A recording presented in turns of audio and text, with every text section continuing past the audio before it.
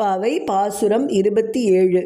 கூடாரை வெல்லும் சீர்கோவிந்தா உந்தன்னை பாடிப் பறைகொண்டு யாம்பெறு சம்மானம் நாடு புகழும் பரிசினால் நன்றாக சூடகமே தோல்வளையே தோடே செவிப்பூவே பாடகமே என்றனைய பல்கலனும் யாமணிவோம் ஆடை உடுப்போம் அதன் பின்னே பார்சோறு மூட நெய் பெய்து முழங்கை வழிவார கூடியிருந்து குளிர்ந்தேலோர் எம்பாவாய்.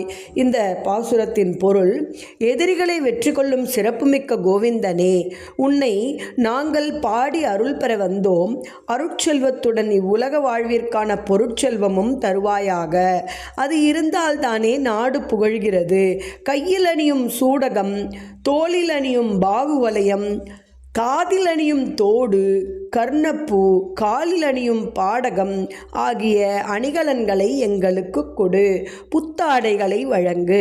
பின்னர் விரதத்தை நிறைவு செய்யும் வகையில் கூட்டமாக உன்னுடன் அமர்ந்து கையில் நெய் வழிய பால் சோறு உண்போம். விளக்கம்: கூடாரை வெல்லும் என்ற சொற்றொடரில் இருந்து கூடாரவல்லி என்ற வார்த்தை பிறந்தது.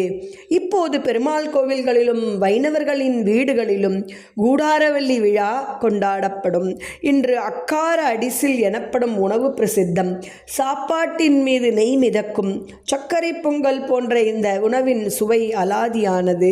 விரதத்தின் ஆரம்பத்தில் நெய், பால் ஆகியவற்றை துறந்த ஆயர்குல பெண்கள் இப்போது கண்ணனின் தரிசனம் கிடைத்த மகிழ்ச்சியில் இனிப்பான இந்த உணவை சாப்பிடுகிறார்கள். பால் சோறு என்பது பார்க்கடலையும் குறிக்கும். கண்ணா, உன் தரிசனம் கிடைத்துவிட்டது. நாங்கள் நீ பள்ளி கொள்ளும் பார்க்கடலில் இருப்பது போல உணர்கிறோம். இதுவே நித்திய சுகம். இந்த சுகத்தை எங்களுக்கு நிரந்தரமாக கொடு என வேண்டுகிறார்கள். சர்வம்